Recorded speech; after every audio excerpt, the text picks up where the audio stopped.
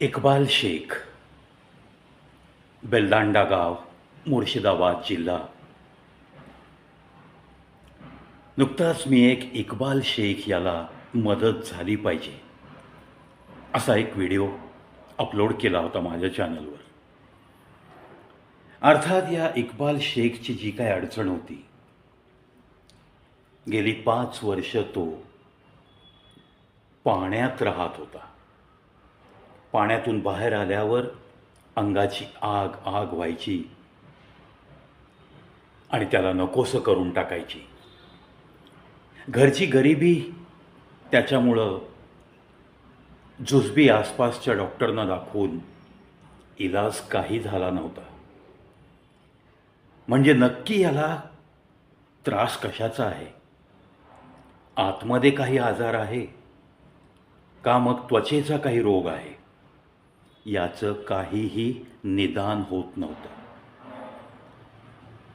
आणि 7-8 दिवस, महिना, 2 महिने नाही, 5 वर्ष त्यांनी पाण्यात तरंगत तरंगत आयुष्य काढलं. अखेरीस सोशल मीडियाची काय ताकद आहे हे आपल्याला अनेक उदाहरणावरनं दिसून आलंय. मग त्याच्यात काही चांगली उदाहरणं आहेत, काही वाईट उदाहरणं आहेत. कारण प्रत्येक ॲडव्हान्समेंट जी होते, प्रत्येक संशोधन जे होतं, त्याचा सदुपयोगच होईल असं काही नाही ना. एवढी मोठी लोकसंख्या आहे, त्यामुळं भिन्न स्वभावाच्या लोकांची ही जत्रा आहे. त्यामुळं असं हे होत राहणारच. परंतु याच सोशल मीडियाच्या ताकदीवरून त्याचा व्हिडिओ व्हायरल होत होत मी जो उल्लेख केला होता की कोणीतरी मोठ्या संस्थेने, मोठ्या व्यक्तींनी या इक्बाल शेखच्या इलाजासाठी पुढे येणं नितांत गरजेचं आहे. कारण ते कुटुंब जर इतकं गरीब असेल आणि जर त्याला असं काही असाध्य ज्याचं निदानच होत नाही आहे आसपासच्या डॉक्टरांना, असा जर काही आजार त्याला झाला असेल तर त्याच्यावर संशोधन नक्की झालं पाहिजे. याला इलाज पण मिळाला पाहिजे, तोही फ्री ऑफ कॉस्ट. कारण त्यांची तर ऐपतच नाही आहे.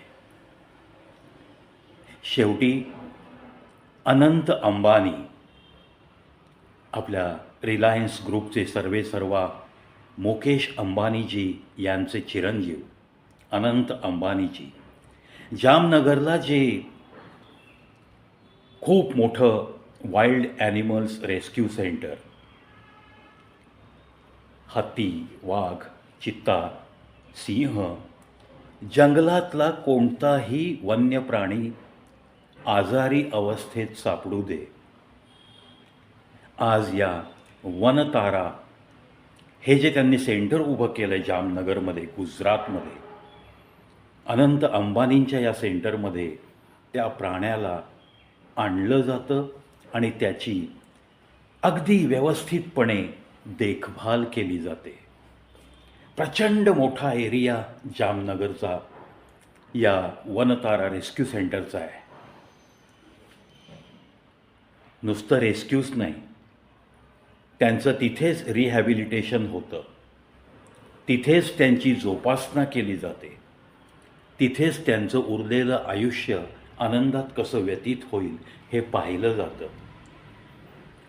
मग प्राणीमात्रांवर इतकी मोठी दया दाखवणाऱ्या या सन्माननीय अनंत अंबानीजींना इक्बाल शेखच्या विषयी दया नाही वाटणार तर काय? म्हणून त्यांनी आपल्याच एका हॉस्पिटलमध्ये, अंबानी हॉस्पिटलमध्ये, या इक्बाल शेखला विमानाने घेऊन येण्याची व्यवस्था केली. आणि खरोखर इक्बाल शेखच्या आयुष्यातला हा एक सुवर्ण क्षण, अशाच त्या सगळ्या कुटुंबियांच्या भावना चेहऱ्यावर दिसत होत्या. इक्बाल शेखला त्याच्या या बेल्दांडा गावातून, मुर्शिदाबाद जिल्ह्यातून एअरलिफ्ट केलं गेलं आणि आता त्या रिलायन्स हॉस्पिटलमध्ये त्याचा आजार नेमका काय आहे, त्याला खरंच काही त्वचाविकार आहे का त्याला काही रक्ताचा विकार आहे, तो घाबरलेल्या अवस्थेत असतो पाण्यातनं बाहेर आल्या आल्या. म्हणजे नक्की त्याला काय होतं आहे हे सगळं तिथे आता अतिशय निष्णात अशा डॉक्टरांच्या टीमच्या नजरेखाली तो राहील आणि मग त्याचं एक एक निरीक्षण नोंदवलं जाईल. त्याच्या या असाध्य वाटणाऱ्या आजारावर काही ना काही इलाज नक्की सुरू राहील. गेली 5 वर्ष अनंत यातना भोगलेला हा इक्बाल शेख, वय वर्ष 16 ते 17, त्याला काहीतरी इलाज चांगला मिळणं अत्यंत गरजेचं होतं. आणि सोशल मीडियाद्वारे हा व्हिडिओ जेव्हा सन्माननीय अनंत अंबानीजी यांच्यापर्यंत पोहोचला तेव्हा त्यांच्या मनाने उचल खाल्ली आणि त्यांनी सर्व काही व्यवस्था केली. पहा मित्रांनो, एक मुर्शिदाबाद या जिल्ह्यातलं गरीब कुटुंब, इक्बाल शेख हा आपला 16 ते 17 वर्षाचा मुलगा त्यांनी गेली 5 वर्ष कसा जगवला असेल याची कल्पना जरी केली तरी अंगावर काटे येतात. कुठेतरी माणुसकीचा झरा हा जिवंत आहे, म्हणूनच ही दुनिया चालली आहे असं वारंवार मी नेहमी व्यक्त होतो. त्याची प्रचिती अशाच काही घटनांमधून पुन्हा पुन्हा येत राहते. आता इक्बाल शेखच्या या आजाराची किंवा त्याची रोजची काळजी त्याच्या कुटुंबियांनी करण्याची काहीही गरज नाही. तो एका चांगल्या दवाखान्यात आहे. तिथं त्याला जगातली सर्वात उत्कृष्ट अशी वैद्यकीय सेवा उपलब्ध करून दिली जाणार आहे आणि कुठल्याही एकाही पैचा त्यांना भार सोसावा लागणार नाही. ही प्रत्येक गरीब कुटुंबाच्या दृष्टीने सर्वात महत्त्वाची गोष्ट. म्हणजे मी आव्हान केलं होतं की कोणीतरी श्रीमंत माणसांनी, श्रीमंत संस्थांनी याची दखल घ्यावी आणि याला कुठेतरी इलाजाला घेऊन जावं. आज माझ्या मनातली इच्छासुद्धा अशा प्रकारे ती पूर्ण झाली.